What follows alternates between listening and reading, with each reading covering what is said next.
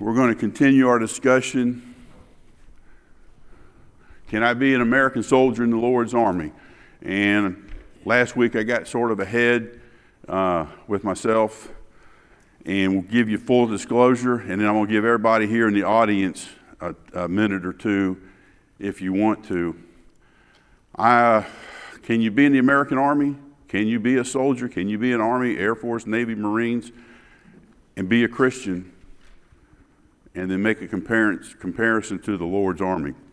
And we'll talk about why in the New Testament, why we've got there. Before I do that, full disclosure, I did 20 some odd years in the U.S. Army. I was infantry. I joined because everybody in my high school went to college, and I didn't want to go to college. But then again, I didn't want to stay at home either, so I joined, and my mom, and I was 18 when I joined, mom fighting and screaming. Well, she didn't. She wasn't happy about it. Was in the infantry, joined, been to different places, retired, and retirement is wonderful. But then I still had to work because my son said, Dad, I told Cindy I wasn't going to work. And she said, whatever. I said, we got to eat. And then my son comes up and says, Dad. And I said, what, Justin? I'm hungry. Can we get something to eat? So I went and got me another job, still working now. But it's been an enjoyable time. And I met Cindy when I was in the middle. As a matter of fact, I met her here in Columbus when I was at Fort Benning the first time. We've got married. We've been in and out. And one thing that over the time being a Christian in the Army can be easy. It can be hard. And it can be hard on families. I deployed quite a bit. My last 10 years, we were moving as a family every 2.5 years. I had gone to, Jordan, it was Sinai. I went to Egypt and came back, was gone for 6 months. And my oldest one, we were like that. And I was standing from here to where the barns are sitting. And Cindy's sitting there, and she goes, there's Daddy, there's Daddy. And I'm standing right in front of him. That stuff is hard. So anyway, I retired, got another job because everybody wanted to eat. Cindy wanted to eat. Had to go shopping and everything. But it's hard on families. Your spouse. We forget. We talk about and we pray for the soldier that's deployed. We sometimes forget about the spouse that's taking care of the kids. Is that an easy job? Single parents, is that an easy job? A lot of times military spouses are single parents. 6 months, a year at a time. I've been to Korea twice, and that's a year tour. I've been through other deployments here and there. So it is hard. You know, spouses have to, as Cindy likes to say, rule the roost. And then when you show back up, you want to try to change something. Does that work? Can that cause conflict? It can. But Philip said something last week. If you're not a Christian or you don't go to church, he didn't know. And I'm going to ask everybody here, and I'm going to start on this side. If you want to say something, if you were in the military for 2 years, 3 years, just raise your hand. Say your name, what branch of the service you were in, what you did. And if you want to say if you were married or not, or if any special comments that you want to make, just to show that there is some diversity in this congregation. But it is hard on the spouse, and sometimes we forget that, and kids and stuff like that. So we'll start over here on this side, and I'm going to volunteer the first one. Then anybody else, I'm going to look, raise your hand. You don't have to say anything. But I've already caught a couple of them, and they're going to raise their hands. So, Bill, you just raised your hand. Tell us your name and then the branch and what you did and if you were married. I served 23 years in the Army. I was an infantry guy. Did time in Germany, Vietnam. Through a friend of mine, I met my wife, Donna, and we've been married 54 years. All right. Donna, so you was a military spouse? Was it easy? No. Any comments you want to say? You don't have. Spouses, I'm going to ask you, I'm going to give you the opportunity. You don't have to if you want. I was in Germany. I was raising 3 girls for like Germany raising three girls? Two girls for 3 years. Three at that time. And then he was a drill sergeant. And so by the time he came home, it was like 11 or 12 at night, and he was gone. Maybe 2, 3 in the morning. He was gone. Were y'all Christians? Did that help? Did we have help? No. But being a Christian, did that help? Yeah. Let me tell you something about drill sergeant. If you don't know, drill sergeant is a 2 or 3 year tour. She probably saw her husband less during those 2 or 3 years than probably the whole, yes, because they're there waking the soldiers up. They're there putting them to bed if something happens. And then like every 2 or 3 days, compared upon how many drill sergeants you got, you had to stay in the barracks with them. So appreciate your comments.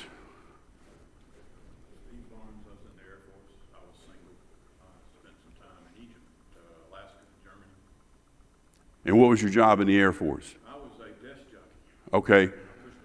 Okay.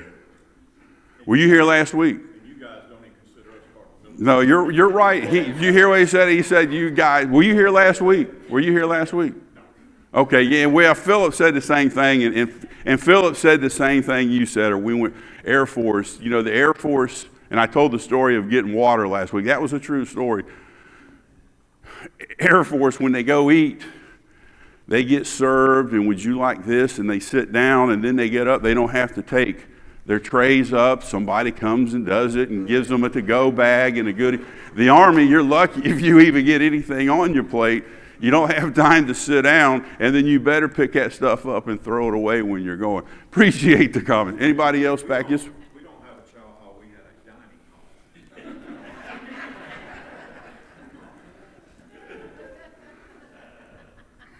Probably was dining facility. But now, and I want to try to bring, what does all this have to do with the Bible? I'm trying to bring in real world stuff, tie it in from the Old Testament into the New Testament, and you just made me a good point. Do words mean something? To an Air Force guy, it does. Dining hall, chow hall, dining facility. I'm not going to keep belaboring, but when they drank tea, they probably had their finger out. And we love our other branches of the military. Going back, where's Richard Holdridge at? He was going to volunteer. All right, nobody on this side? Anybody on this? Huh? Paul was DOD. Or Paul, tell everybody what you were doing if you'd like. Well, I was drafted right out of college. When I got to work, they offered me an alternative. So I worked for the DOD for 40 years. Okay, I didn't know you were drafted. What did you get drafted in? The Army? Yes. Okay. And how long were you in for? I wasn't in because they offered me when I Something else. Oh, you were fast tracking somewhere else. All right. If you want to know more about Paul, go talk to Paul, and maybe he won't have to kill you after he gets done talking to you. Philip.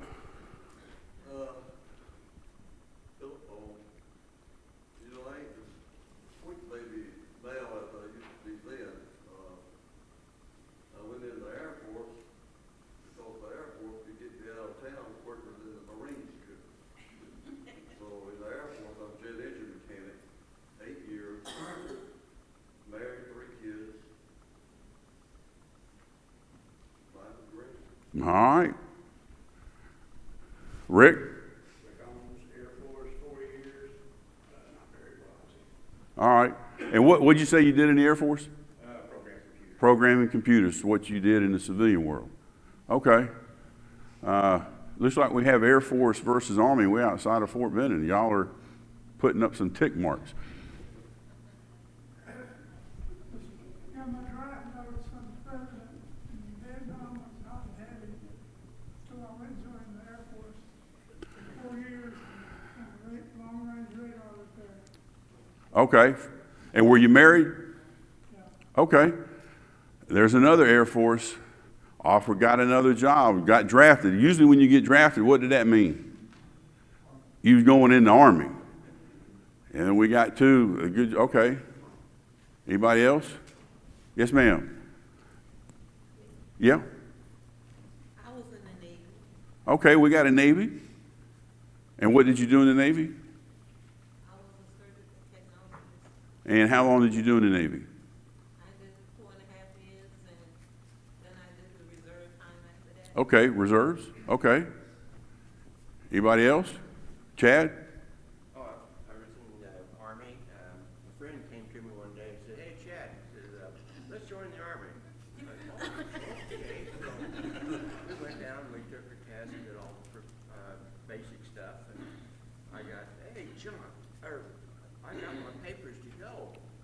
He said, "Oh, Chad," he says, "I'm 4F.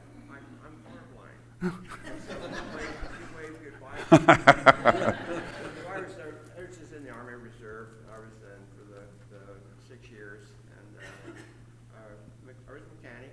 I enjoyed the life, but I got to E5, and I says, they offered me some more stripes, and I said, "No, I'll tell you what I'm going to do. I'm going to give these back to you." And I said goodbye. So it was a good experience. Okay, good. Were you married? No. No? Okay. Billy? I was drafted, but I get an opportunity to take another year, so I put up to 3 years, and they gave me an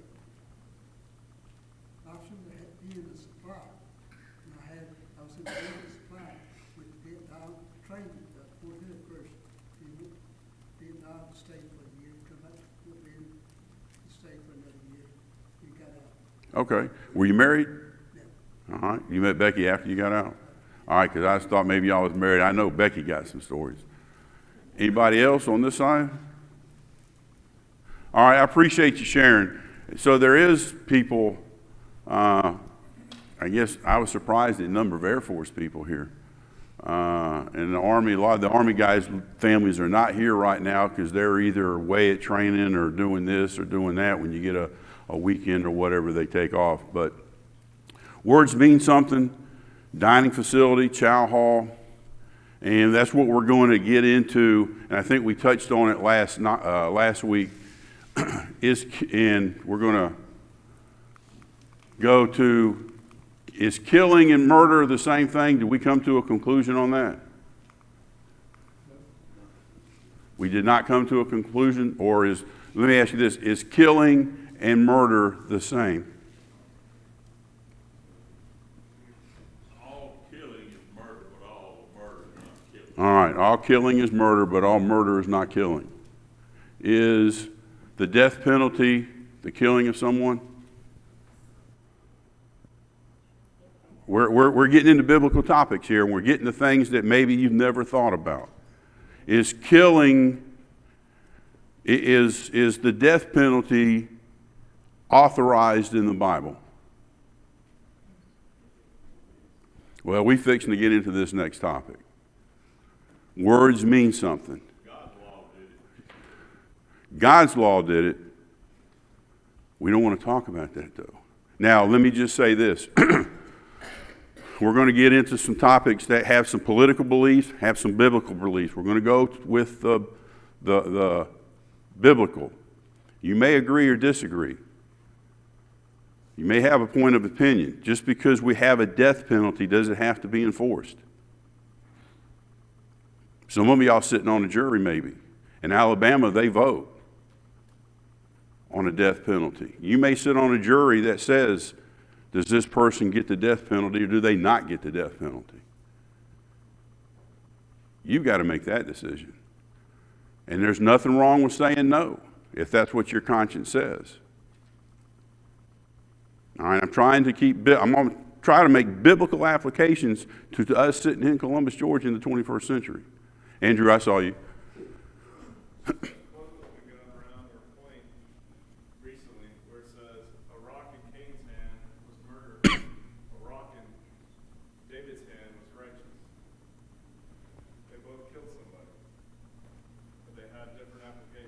And we're going to get into some of that because some people have an issue. Again, if you weren't here last week, the reason for this class is something I've been toying around with.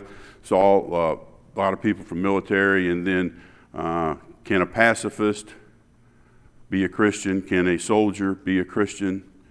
I was at Fort Knox, Kentucky. We were looking for a preacher, and we had an interview, and the guy was a pacifist, a true pacifist, at a military congregation. All right, and I won't get into all the details of that. So you've got to make your own decisions on that. So, you're talking about, I won't make that application, but sometimes we talk about hypotheticals. Everything I'm going to tell you, I think, is not going to be a hypothetical. It's going to be a real-world situation that somebody had to make a decision on. All right? And this killing and murder is the same thing. The next thing we're going to talk about, somebody tell me what, in the Old Testament, what was a city of refuge?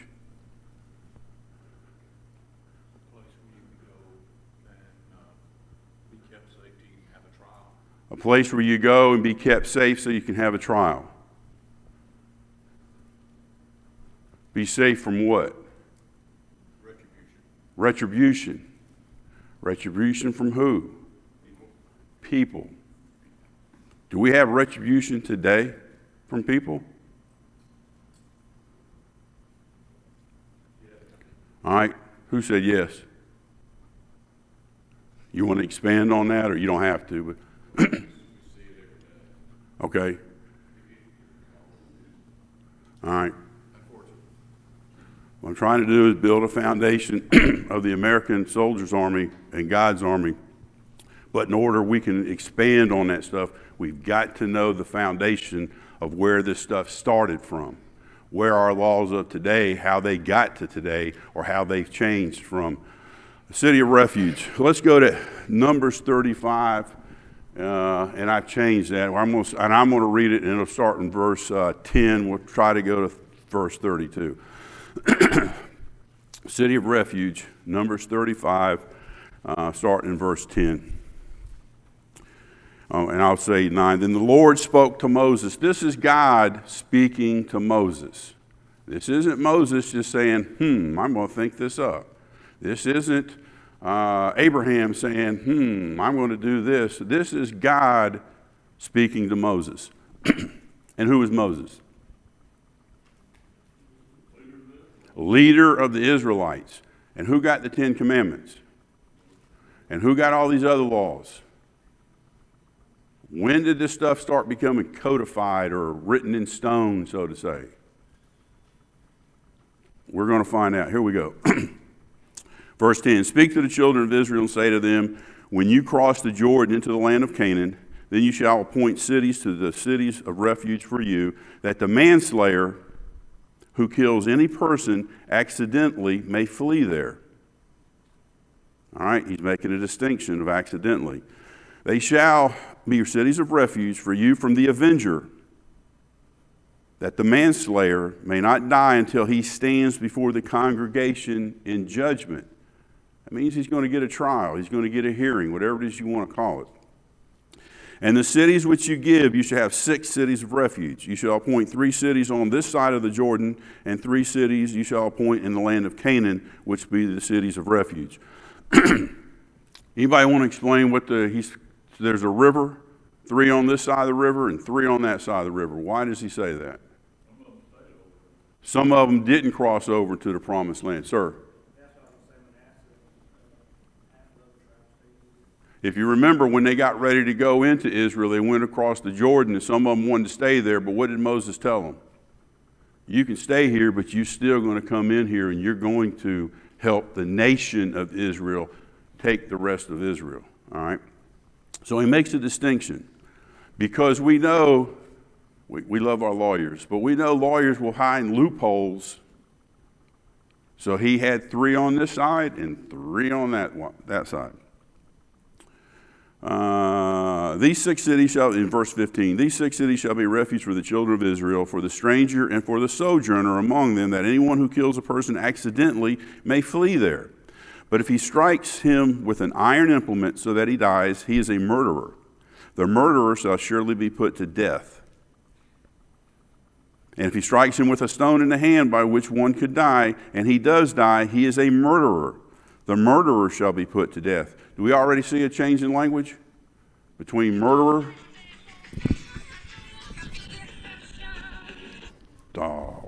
goodness, this is twice in a row I'm getting called. This is unbelievable. 17, and if he strikes him with a stone in the hand by which one could die, and he does die, he is a murderer. The murderer shall surely be put to death. Or if he strikes him with a wooden hand weapon by which one could die, and he does die, he is a murderer. The murderer shall surely be put to death. The avenger of blood himself shall put the murderer to death. When he meets him, he shall put him to death. Who's the avenger?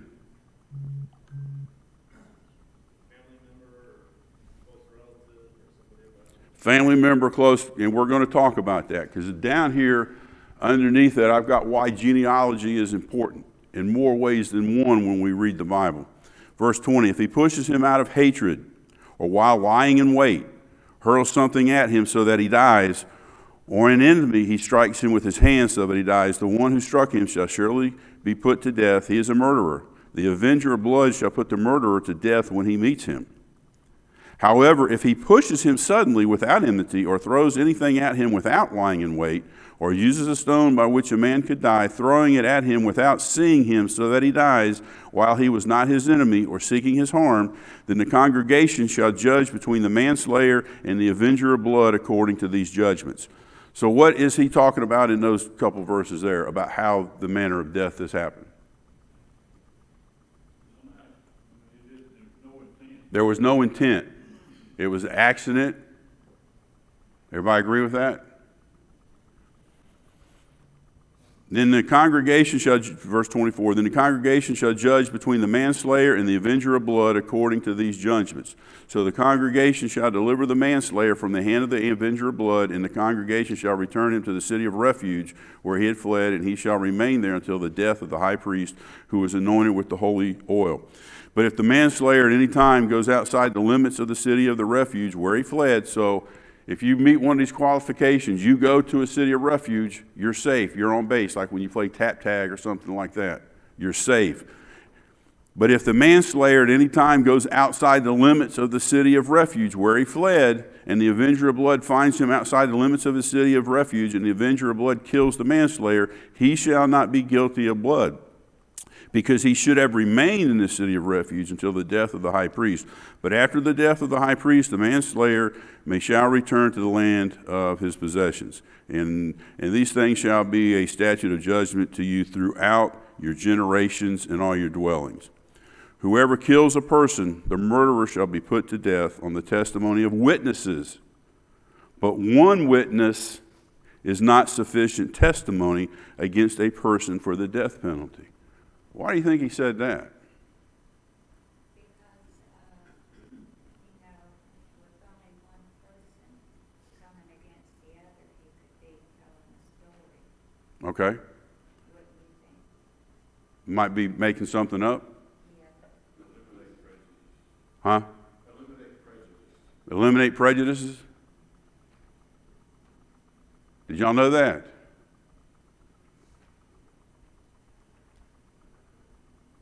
All right. Will people lie on other people? Jennifer stole my TV. Jennifer Durham stole my TV. Did I just make an accusation? Do y'all know whether that's true or not? That's why you've got laws and judges and all this other stuff, because she can be falsely accused. Sir?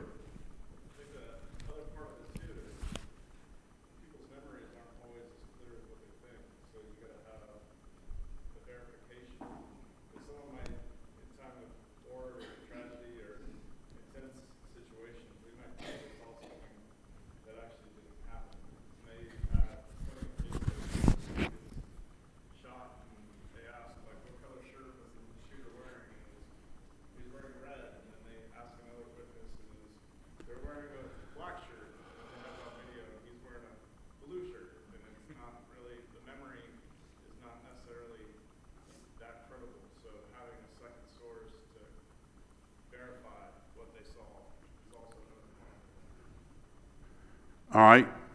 Witnesses, have y'all seen that movie, My Cousin Vinny? Did you see what he did with visualizing the lady with the glasses, the guy that had dirt on the screen with these little plant things. We call them trees, and what do these trees, do you call them leaves? And you see all that. I used to give classes when I still work with the police department, to law enforcement, to citizens, and one of the classes would be, as we're talking here, I would have somebody come in from a door, literally, and I'd be over there talking, and I'd have that person, if I was to do that today, I would have that person come in here,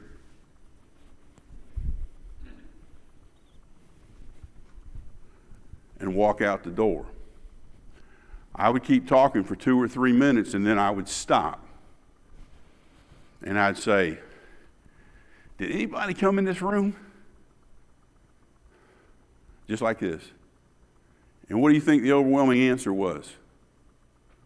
No. Because they were focused on me. Now, some people would see them. I would say 80% wouldn't see that person. And then I would ask the 20%, what did you see? And usually and they would come right in front of you. And so I saw somebody, well, was it a man or a woman? It was a woman. Were they black or white?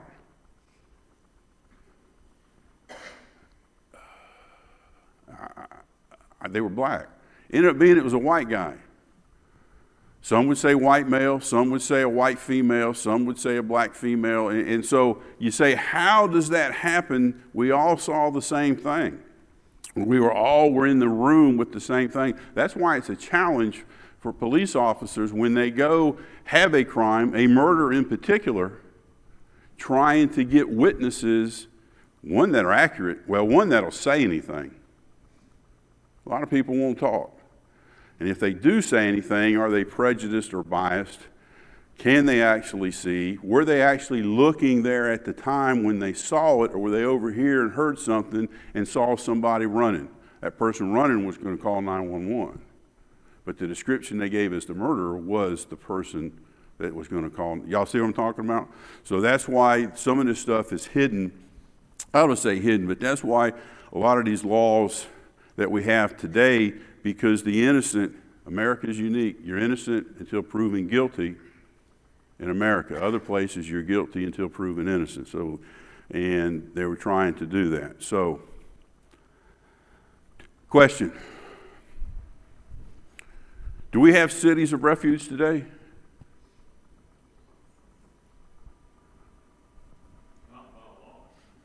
Oh my goodness, here we go. No, and this is, look, if you've never been in I'm going to say stuff like that. Oh, here we go. I can do that with Philip maybe, and then with Dan especially. But what I want to do is draw some stuff out. So if I do that, I'm not hitting, I want to bring, you made a statement. What do you mean? I mean, our law, I'll say federal law, don't provide a place for, that's what we have the court system. That's why we have the court systems. So there's no place you can go based on those, our Constitution or our federal laws where you can, if you did something by accident, you could run to a particular place for refuge. In other words, like they had. Okay. Back in the olden times, they had these cities. In medieval times, what did they have? What? Churches. If you watch them, they'll go running. Didn't the Hunchback of Notre Dame or whatever try to run over to them churches? Why were they doing that? Especially in Europe. It was a city of refuge. It was sanctuary. Now, let me ask you if you've heard this term and you tell me what it means. July, what is today? September 14th, 2025? Have y'all heard of a sanctuary city in the United States? What's a sanctuary city in the United States?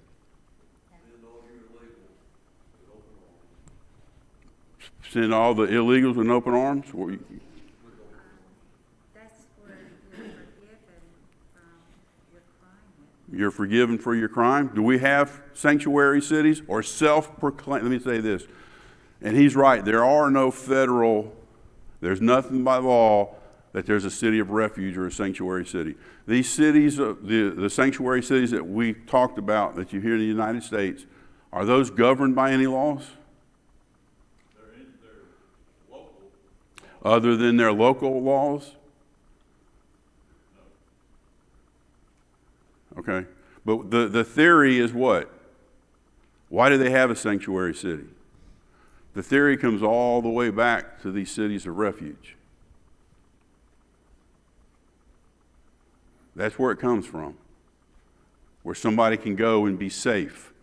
Now, whether or not that was under the Israeli, the Jewish law, we're a whole different style of government. So right now, but I will say that when we read rich cities of refuge, I don't have no idea. When we talk about cities of refuge in the United States or a sanctuary city, that's what we're talking about. Sir? One thing the sanctuary cities don't do today is what they did with those refuge cities. The city you would select, he will go before their assembly to determine that. And that's a great distinction. They don't. The assembly would have been their system of court or whatever it is. That would be right. In medieval times, if you made it to the church, how long were they safe? As long as they stayed in what does that look like if they set foot outside? You ever watch YouTube and watch these funny baseball or whatever, and they'll watch and they'll throw the ball in a fake play. She gets on second. I got the ball and I touch her. She's on base, right? She's safe or out? Safe. I get behind her and I do that, and what does she think? I threw the ball. And then I'll stand there and do this. You can watch it on YouTube. So she's looking around, she's stretching, steps off, that foot comes off the bag. Is she safe or out? She's out. That's what they're talking about, because when that person steps outside, literally outside the city of refuge, that's what happened to them. Now, the next point I'm going to make, sir. Richard, about that. The incident that a king allowed somebody to go to a city of refuge and said, as long as you stay there, you're safe, but if you leave, you die. You remember who it was, Richard? Not right offhand. But it happened where a king allowed somebody to go to a place like that. But when they left, it was over. When they left, it was over. Now, I didn't get into it, but there was a time limit on that. When the high priest died, or 7 years, then that law, they were good. Why genealogy is important. In this case, why is genealogy important? A family member gets killed. Because the avenger is the one that's, I guess, it's in the family. Somebody that's in the family. I don't care. I ain't worried about I don't care what God says. I'm going to get them. The court says, no, you're not. Or the city says, no, you're not. Everybody heard of the Hatfields and McCoys from Kentucky? I was an Army recruiter. Guess where I was recruiting? Smack dab in the middle of Kentucky. Both my sons were born in Kentucky. So when I say about Kentucky, everything you hear about Kentucky is true. I was an Army recruiter, and let me just tell you this, besides a drill sergeant was only a 2-year term. An Army recruiter was 4 years, and that was the worst 4 years other than my kids were born. And I was home. I didn't deploy anywhere, but I probably spent less time at home than I went to Korea after I got off recruiting. Before I got there at 4th of July weekend, I had 4 days off in a row in an infantry battalion on the DMZ. I did not know how to act with 4 days off. I had never had 4 days off in 4 years. Even when I was on vacation or leave, I still had to check in and do stuff. But anyway, I was in a recruiting station, and the other recruiter was a Hatfield from the Hatfields and McCoys. And I said, Sergeant Hatfield, I said, talk to me about your feud with the Hatfields and McCoy. You know what his answer was? I don't know, that was so long ago. Don't care anything about it. But at that time, They were killing each other left and right because you were a McCoy and you were a Hatfield and you was on this side of the creek. And you know their words mean something. What is creek and what's a crick? Creek's in Kentucky. Creek's. That's right. Crick's in Kentucky. Creek is everybody else that knows how to talk. All right, but that's what it was, and there was no difference. They dressed the same, they talked the same, just your last name was different. All right, and that's what they're trying to talk about. So let's move very quickly. The first recorded army. When do you think the first army was? Let's go to Genesis. Okay, around Abraham's time, you're right. Genesis chapter 4.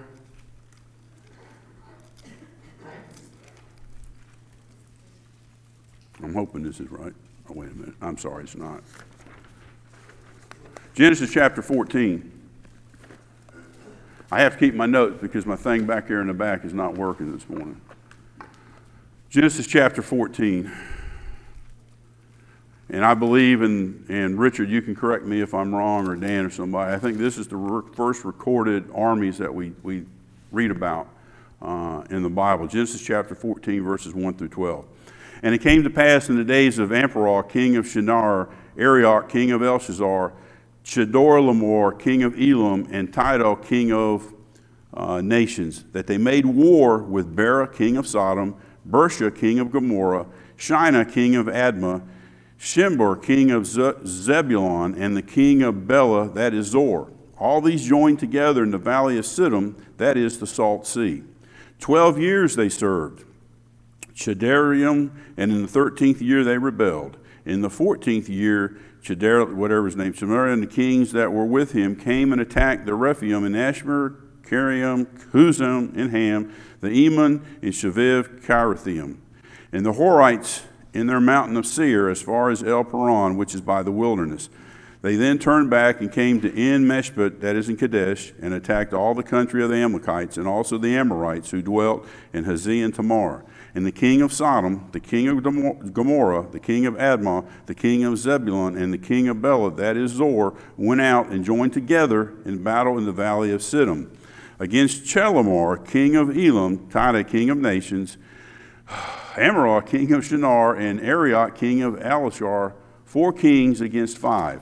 Now the valley of Siddim was full of asphalt pits, and the kings of Sodom and Gomorrah fled. Some fell there, and the remainder fled to the mountains. Then they took all the goods of Sodom and Gomorrah and all the provisions and went their way. Any comments on, let me ask you, during this time that we're reading about, did the nation of Israel exist?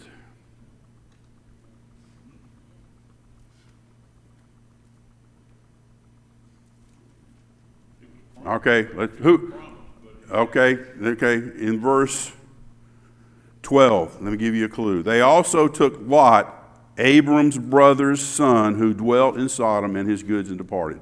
So Abram is alive. Did the nation of Israel exist at this time? No, because Israel didn't come together as a nation until Moses, and after the wandering in the desert, and they crossed over into the promised land. At this time, Israel didn't exist, correct? So did they have a king? Israel, that's right. I'm saying obvious, and I'm trying to think, wait, Israel, it can't have a king if they didn't exist. Remember, Abraham is the father of the Israelite nation. How big do you think these armies were? Huh? Is there a number in there? No, I'm not talking about Abraham. We're talking about these other places. Do you know? Do you even care? I'm going to make a point here in a minute. Because when we talk about armies, how big is the U.S. Army? How many active duty soldiers are there in the United States Army? And let me give you a clue. There are over 1 million active soldiers in the North Korean Army. All right? And you know how big they are. How many active duty soldiers, and I'm talking Army, I'm not talking Air Force, I'm not talking Marines. How many active duty Army are there today? Active duty. 450,000. Now, when you throw in National Guard, reserves, and all that other stuff, it comes up to a little over 1 million. Okay? So the United States Army, when you throw in all this extra stuff, is over 1 million. But half of them you have to call up. How long does that take? A long time. Now, and we take this stuff for granted. 450,000 active. That means these soldiers that are working on Fort Benning. How many of those are infantry? Infantry are the ones that you see in the World War II movies shooting at each other. I don't know. I'm throwing it out there. You say most of them are? Okay. So out of the 450,000, how many do you think are infantry? And there's no right or wrong. I'm going to tell you. Maybe 2/3. That's a good answer. 2/3?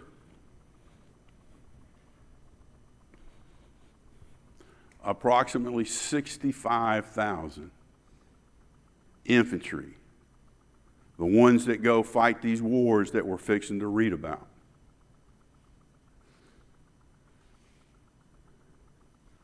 So what are those other 450,000 and 60,000? What do those other 400,000 soldiers do?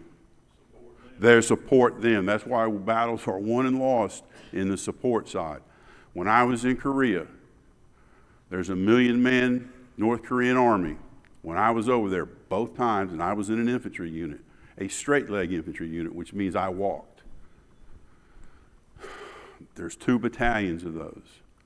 Approximately 600 is a little bit different than stateside, 600 to 700 infantry around south of the border and 1 up there on the line. That was it. 600, 1,200 infantry soldiers. Could we do battle with them?